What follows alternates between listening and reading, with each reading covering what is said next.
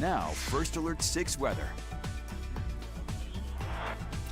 Good afternoon, everybody. Meteorologist Jaret Lansford here with an update on what we are seeing with some storm potential this evening. I want to hop on here and give you the latest as we look at some strong wind gusts, and those could become high enough that we may get those up around severe thunderstorm warning criteria. So I want to give you this live update, walk you through how it all plays out, what you need to know out ahead of this coming in, the timing of it, and we'll also touch a little bit more on what we see on Thursday with some snow potential returning to the area. So let's go ahead and start getting into what you can expect out of all this as we head through the next 72 hours or so. Right now, pretty nice. We aren't likely to get to that record high that we were looking at as we just held those clouds around too long today, but still plenty warm. We're up at 70 degrees right now. A lot of sunshine, plenty of wind. South winds consistently around 25 miles per hour. We've gotten some gusts up around 40 miles per hour at times, and we'll still have those kind of winds over the next few hours. So already plenty windy. You might be thinking about what you're going to do this evening. Maybe you're trying to get a dog walk in. It's going to be plenty windy for that. We'll keep those winds going right through about 9 p.m. or so, and that's when we start to at least get a little help with those winds, but it will stay very blustery through the next several hours. And then you also have to watch the potential for some thunder showers. And we're already starting to get a few of those to develop just to the west of our area. Here's where those are. You can see that just off to the north of Grand Island. We could get a few of those that kind of fill in on the south side of this as well. You can kind of see at this point where we have some of that cloud cover kind of bubbling up that's looking a little bit kind of popcornish nature. That's where we're starting to try to add on to those thunder showers, and those will continue to swing their way to the north and east over the next few hours. So that's our thunder shower potential that we see. Not likely to be much in the way of rain out of these. We head through the next few hours. So there's a closer look at what we're seeing. Not a whole lot that's on the radar there, but again, maybe quick little round of some rain. More so, it's the wind that kicks out of these as they make their way in that is the concern.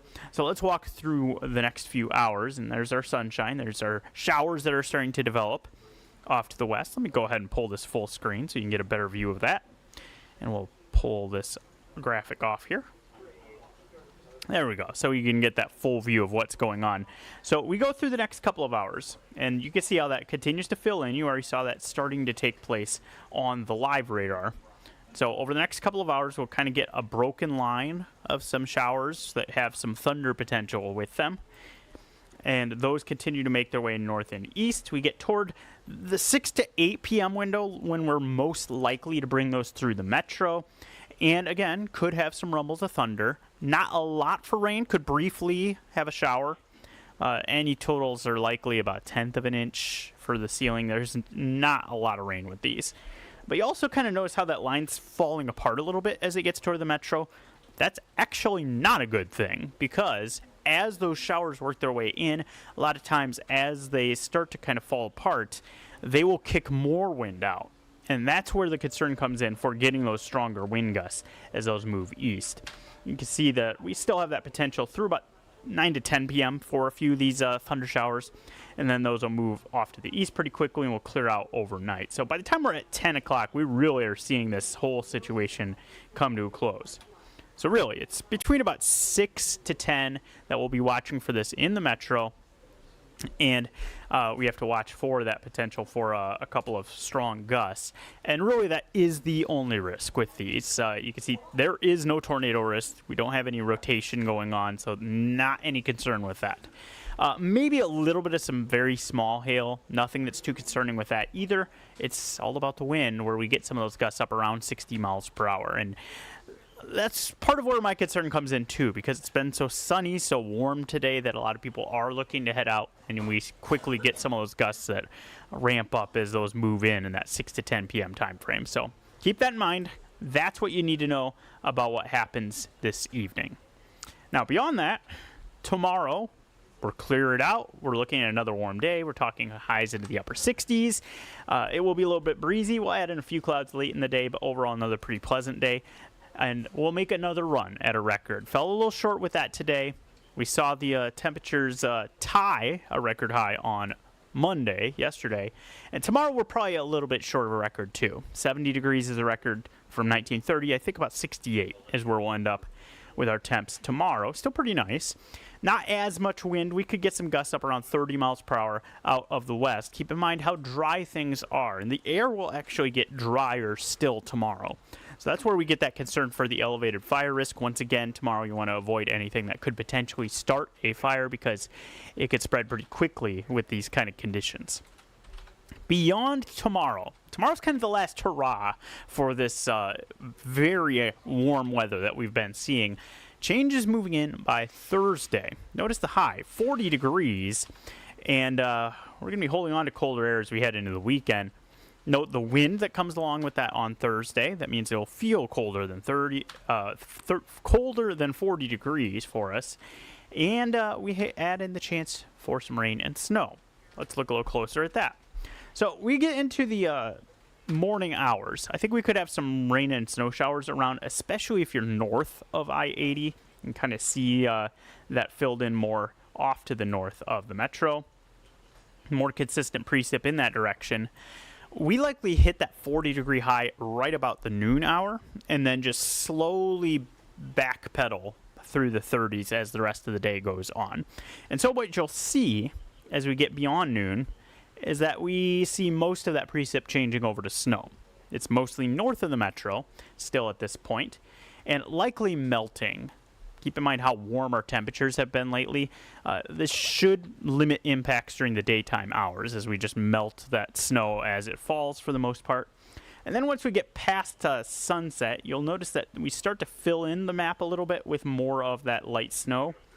And this is also the time frame where I think the bulk of any kind of accumulation would happen is after 6 p.m. So we should get the evening commute done without too much in the way of impacts, and maybe get some of that accumulation happening through about midnight or so as the snow falls in the area.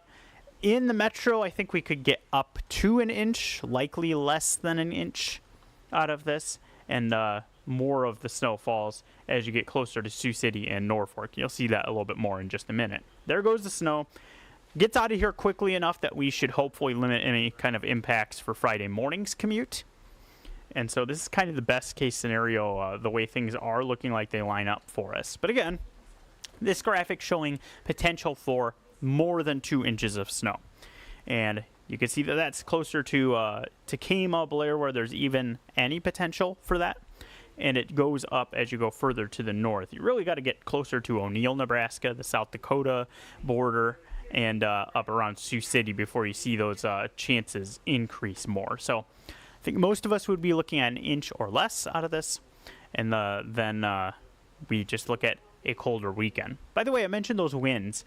There's what our wind gusts are looking like as we head through Thursday, up around 40 miles per hour. You add in temperatures that are peaking at 40 in the middle of the day, and that means wind chills that are probably in the 20s for a good portion of the day. That'll be a shock to the system after how warm it's been. If you're wondering about the weekend, this is what it looks like. 30s for our temperatures, mostly dry. We maybe get didn't update that part of it. It was no snow chance by Friday morning. I'll even edit that real quick here for you.